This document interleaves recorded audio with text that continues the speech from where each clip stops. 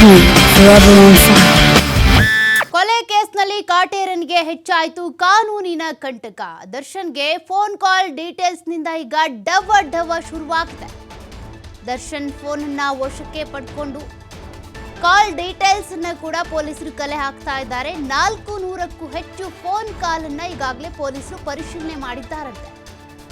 Darshan phone call details ನಿಂದ ಈಗ ಕಾಟೇರನ್ಗೆ ಡವ ಶುರುವಾಗಿದೆ. ಕೊಲೆ ಬಳಿಕ ಪ್ರಭಾವಿ ನಾಯಕರಿಗೆ ದರ್ಶನ್ ಕರೆ ಮಾಡಿದ್ರು ಅನ್ನುವಂತ ಮಾಹಿತಿ ಕೂಡ ಈಗ ಲಭ್ಯವಾಗಿದೆ. ಹಾಗಾದ್ರೆ ಯಾವ ಪ್ರಭಾವಿ ನಾಯಕನಿಗೆ ದರ್ಶನ್ ಕರೆ ಮಾಡಿದ್ರು, ಯಾತಕ್ಕಾಗಿ ಕರೆ ಮಾಡಿದ್ರು, ಆ ಪ್ರಭಾವಿ ನಾಯಕ ಯಾರು ಅನ್ನೋದು ಸದ್ಯದ ಕುತೂಹಲ. ಐಫೋನ್ ನಲ್ಲಿ ವಾಟ್ಸ್ಆಪ್ ಕಾಲ್ ಮಾಡಿದ್ರಂತೆ ನಟ ದರ್ಶನ್.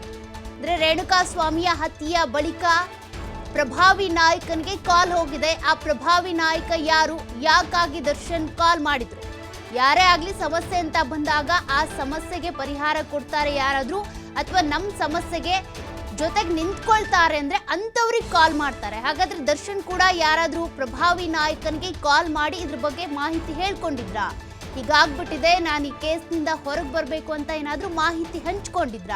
ಇವೆಲ್ಲ ಪ್ರಶ್ನೆಗಳು ಈಗ ಸದ್ಯಕ್ಕೆ ಕಾಡ್ತಾ ಇದ್ದಾವೆ. ರೇಣುಕಾಸ್ವಾಮಿಯನ್ನ ಕೊಲೆ ಮಾಡಿರೋದ್ರ ಬಗ್ಗೆ ಹಾಗಾದ್ರೆ ಆ ಪ್ರಭಾವಿ ನಾಯಕನ ಬಳಿ ಹೇಳ್ಕೊಂಡಿದ್ರ ದರ್ಶನ್?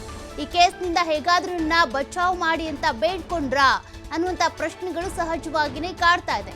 ಯಾರೇ ಆಗ್ಲಿ ಸಮಸ್ಯೆಯಲ್ಲಿ ಸಿಲುಕಾಕೊಂಡಿದ್ದಾರೆ ಅಂತ ಅಂದ್ರೆ ಆ ಸಮಸ್ಯೆಯಿಂದ ನಮ್ಮನ್ನ ಹೊರಗೆ ತರುವಂತವ್ರು ಯಾರಾದ್ರೂ ವ್ಯಕ್ತಿ ಇದ್ದಾರೆ ಅಂದ್ರೆ ಅಂತವ್ರಿಗೆ ಕಾಲ್ ಮಾಡಿ ಮಾತನಾಡ್ತಾರೆ. ಹಾಗಾದ್ರೆ ದರ್ಶನ್ ಅವರು ಕೂಡ ಅಂಥದ್ದೇ ವ್ಯಕ್ತಿ ಕಾಲ್ ಮಾಡಿದ್ರ? ಆ ಪ್ರಭಾವಿ ನಾಯಕ ಹಾಗಾದ್ರೆ ಯಾರು ಅನ್ನುವಂತ ಸಹಜ ಪ್ರಶ್ನೆಗಳೇ ಈಗ ಮೂಡ್ತಾ ಇದ್ದಾವೆ. ಆ ಪ್ರಭಾವಿ ನಾಯಕ ಯಾರು, ಯಾರಿಗೆ ಕಾಲ್ ಮಾಡಿದ್ರು, ಎಷ್ಟೊತ್ತು ಮಾತನಾಡಿದ್ರು, ಈ ಕೊಲೆ ಕೇಸ್ ಬಗ್ಗೆ ಏನಾದ್ರೂ ಚರ್ಚೆ ಮಾಡಿದ್ರ, ಈ ಕೊಲೆ ಕೇಸ್ನಿಂದ ನನ್ನ ಬಚಾವ್ ಮಾಡಿ ಅಂತ ಕೇಳ್ಕೊಂಡ್ರ ಅನ್ನುವಂಥ ಪ್ರಶ್ನೆಗಳು ಕೂಡ ಮೂಡ್ತಾ ಇದ್ದಾವೆ. ಸದ್ಯಕ್ಕೆ ಈಗ ಫೋನ್ ಕಾಲ್ ಡೀಟೇಲ್ಸ್ ನಲ್ಲಿ ಏನೆಲ್ಲ ಲಭ್ಯವಾಗುತ್ತೆ? ಈಗಾಗಲೇ ಐಫೋನ್ನಿಂದ 400ಕ್ಕೂ ಹೆಚ್ಚು ಫೋನ್ ಕಾಲ್ಗಳ ಬಗ್ಗೆ ಡೀಟೇಲ್ಸ್ ಪಡ್ಕೊಂಡಿದ್ದಾರಂತೆ. ಅದರಲ್ಲಿ ಪ್ರಭಾವಿ ನಾಯಕನೊಬ್ಬನಿಗೆ ಕಾಲ್ ಮಾಡಿದ್ದಾರೆ ಎನ್ನುವಂತ ಮಾಹಿತಿ ಇದೆ. ಆ ಪ್ರಭಾವಿ ನಾಯಕ ಯಾರು, ಆ ಪ್ರಭಾವಿ ನಾಯಕನಿಗೆ ದರ್ಶನ್ ಈ ಒಂದು ಕೊಲೆಯಲ್ಲಿ ಪಾತ್ರಧಾರಿಯಾಗಿದ್ರು, ಕೊಲೆ ಮಾಡೋದಕ್ಕೆ ಇವರು ಕೂಡ ಹೋಗಿದ್ರು ಅನ್ನೋದ್ರ ಬಗ್ಗೆ ಏನಾದ್ರೂ ಹಂಚ್ಕೊಂಡಿದ್ರ? ಈ ಕೇಸ್ಗೆ ಸಂಬಂಧಪಟ್ಟಂತೆ ಏನಾದ್ರೂ ಮಾಹಿತಿ ಅವರ ಜೊತೆಗೆ ಹಂಚ್ಕೊಂಡಿದ್ರ ಅನ್ನುವಂಥ ಪ್ರಶ್ನೆ ಕೂಡ ಇದೆ. ಆ ಪ್ರಭಾವಿ ನಾಯಕನ ಬಗ್ಗೆ ಕೂಡ ಸದ್ಯಕ್ಕೆ ಇನ್ನು ಮಾಹಿತಿ ಲಭ್ಯವಾಗಬೇಕಾಗಿದೆ.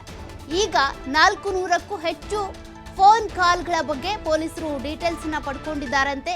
ಆ 400ಕ್ಕೂ ಹೆಚ್ಚು ಫೋನ್ ಕಾಲ್ಸ್ ಅಲ್ಲಿ ರೇಣುಕಾಸ್ವಾಮಿ ಹತ್ಯೆಯಾದ ಬಳಿಕ ಯಾರ್ಯಾರಿಗೆ ಫೋನ್ ಮಾಡಿದ್ರು, ಏನೇನು ಮಾತನಾಡಿದ್ರು, ಅದ್ರ ಬಗ್ಗೆ ಇನ್ನು ಕೂಡ ಡೀಟೇಲ್ಸ್ ಸಿಗಬೇಕಿದೆ.